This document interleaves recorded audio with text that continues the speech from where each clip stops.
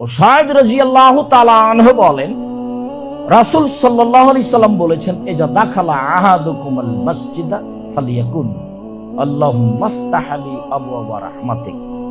কোন ব্যক্তি যখন মসজিদে ঢুকবে তখন সে যেন বলে, আল্লাহ আমার জন্য তুমি তোমার রহমতের দরজা খুলে দাও।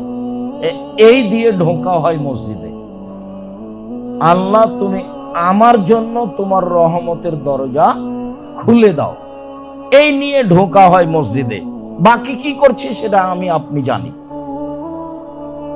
ওয়াইদা খারাজা ফালিয়াকুল, আর যখন মসজিদ থেকে বের হবে তখন বলবে, আল্লাহুম্মা ইন্নী আসআলুকা মিন ফাদলিক, আল্লাহ আমি তোমার কাছে অনুগ্রহ চাচ্ছি। এখন কাজে নামবো,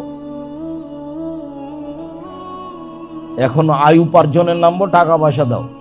এতক্ষণ যা করেছি তার রহমত, তাসবিহ তাহলিল জিকির আজকার করেছি, আর এখন কাজে নামবো, টাকা পয়সা দিয়ে দাও।